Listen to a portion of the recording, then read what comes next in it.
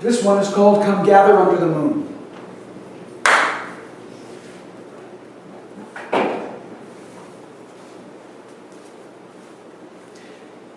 Once upon a time, in a land far away, England, to be precise, in olden times, in olden days, when the Fae lords and ladies walked the earth, there was a man and a woman, father and mother by name, and their two children, Deirdre and Colleen, two lovely girls, helpful, friendly, sweet, and caring. Mother industrious and working on the farm, their small farm in the woods, where she did good work and made many wonderful things. She cared for her family. She cooked, she cleaned. Father worked in the mill, worked long hours, but was a good father, a good provider, caring for them. They kept a warm home, a good home, a loving home, with good smells, good feels, good thoughts, good feelings. Who am I? I'm the cat. Mother called me many names. Tom Tom, Puss Puss, I ignored her. Cats keep their own counsel. We don't need the platitudes of anyone else. And so, it came to me one odd midsummer evening. The girls, Deirdre and Colleen, had gone out to the woods. They'd gone out to pick berries and to gather mushrooms. Mother would take the berries, and she would make the most foul concoction you could ever imagine. She called it preserves. It was disgusting to a cat. It was neither meat nor milk. Nothing I would ever want. I tried tasting it. I nearly spit up in it. She, of course, got very upset, afraid that my fur was going to contaminate this horrible concoction. I move on. I forgive. They're beneath me. I'm a cat. But this one midsummer evening, Deirdre and Colleen didn't come home as it was getting dark. Mother was worried. She looked, and she looked, and she waited, and she paced back and forth, looking, looking, looking. I, the cat, laid out, and I relaxed, and I groomed, and I cleaned, and I watched, and I knew. It was dark when Father came home from the mill. Mother wanted to go out and take a lantern and go try and find the girls, but Father knew. It's a dark night. It's a midsummer night. There's a harvest moon. We cannot go in the woods tonight. The lords and ladies are in the woods. We must wait and hope the girls come home on their own. Or if not, we must go look for them in the morning, but only at daybreak. I, as I've said before, am a cat. We are beholden to no one. We answer to no one but ourselves. I didn't care one titter or jot about these girls. They meant absolutely nothing to me. However, Mother was wailing and whining and crying and complaining, so I decided to do what a cat does. And I went out. And out. Cats know the way of the world. They know the entrances to the land that borders ours. The twilight lands. The lands where the lords and ladies, the fairy, the fae folk, where they live, where they exist. We know the doorways. We know the entrances. You've seen them. You've walked past them, but you've seen them. The little fallen trees that make a slight archway that you ignore. We know those are entryways. The small stream with the 3 stepping stones aligned perfectly that you jump across instead of carefully stepping to go from one world to the next. We know the ways. And I knew that on a harvest night like this, with the lords and ladies, they would be out dancing, and they would be out having their revelry. And I knew how to find the girls. And so I went. I walked and wandered my way through till I came across one of the glens. I walked under the fallen archway, and I stepped in to the revelry, where they were dancing, and they were singing, and they were playing, and they were running, and they were having a wonderful time. The lords, the ladies, the fae, those with wings, those without, the elder folk, the children of the earth, the most arrogant creatures on the planet beneath cats. However, the lords and ladies are very polite, and a cat is nothing polite. Well, sometimes. We know what we have to do. So as I looked across the field and saw all of the lords and ladies in their revelry, in their finest attire, in their outfits, while they're dancing and they're singing and they're drinking and they're eating, I could see in the center of the glen, under a single rowan tree, I could see Colleen and Deirdre sitting on a small settee with, unfortunately, the Lord Duke of Avalon, whom I have met. The Lord Duke is someone not to be trifled with. He is not as high as Titania or Oberon, but he is a lord of the Fae nonetheless, and one does not anger those who should never be angered. Those who are quick to anger, and easy to tempt, and easy to offend, not like cats. We are never offended. You're always beneath us. So I slowly made my way in a more serpentine fashion, casual, just viewing, not looking at all at the girls who sat off on the side, paying them no mind. I greeted and I nodded as best and professional and courteous as a cat will be, to the lords and ladies, to the fae folk. And I slowly made my way towards the Duke. And as I approached, the Duke said to me, "Ah, Mr. Nightwalker, Mr. Cat, how are you, and welcome to my soiree, welcome to my cavalcade, welcome to my glorious event. It is wonderful to see you on this night."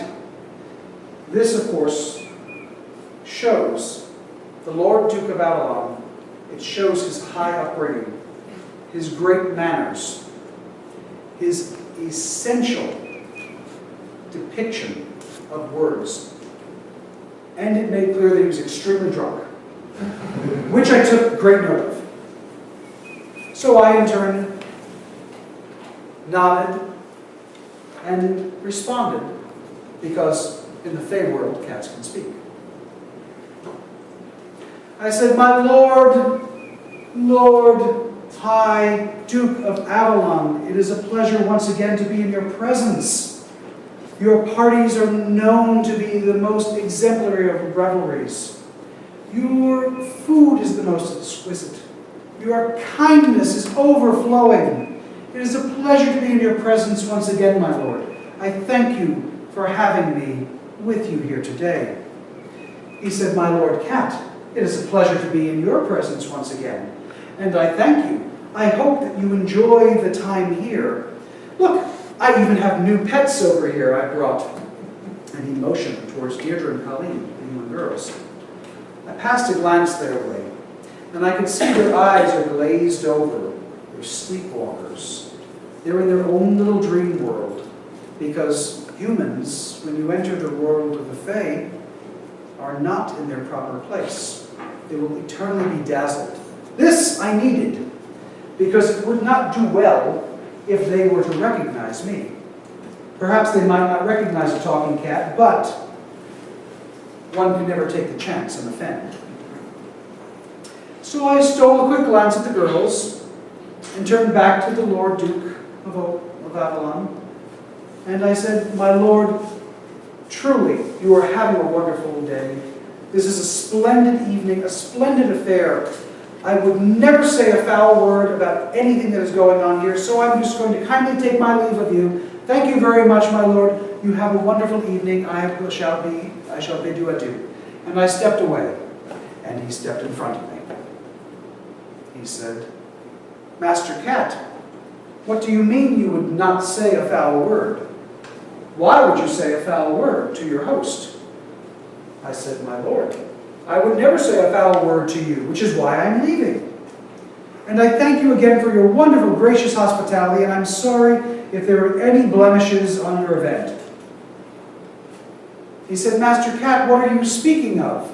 Now, cats know the Fae. We know never to look them in the eye unless you have to. So I just groomed myself, licked a stray hair away, lifted my leg and did such, and I wouldn't meet his eye. He said, Master Cat, what are you saying to me? I said, my lord, I would never offend you, and only through your great graciousness will I ever acknowledge this, but do you really think that these two human girls are up to your quality? So he looked at me. I said, my lord, certainly if you have brought them here on your own, they must be the most wonderful and resplendent of human children. Certainly if you have brought them here yourself, you obviously can see the finest quality. But if you didn't bring them here yourself, and someone else brought them here for you, is it possible they were trying to put a stain on your event? And with that, he stopped. And he paused, and he looked at the girls, and he looked at me, and he looked out across the open field to where people were frolicking and enjoying, and he locked eyes on someone. And then he slowly whispered to me, Master Cat, do you really think these humans are not up to quality? I said, my lord, I would never say a foul word to you, but I just don't think that they're up to your quality. Certainly, you have the best food, the best drink, the best dancers, the best lovers. Certainly, you have all of this. I just don't see this as the same quality. So, he paused and said,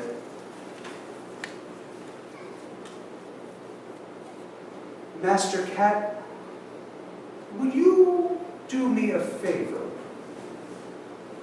I said, anything for you, my lord. I live to serve. Which a cat never says. He said, would you very quietly and discreetly take these two things away from my event, out the back and away back into their mundane world? I said, I will if you do me a favor. Now, I knew I had him upset, but I also knew he had been drinking.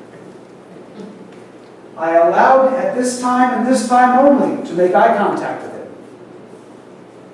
And I said, I will do it for a favor, my Lord Duke of Avalon. The Duke folded his arms across his chest and glared at me.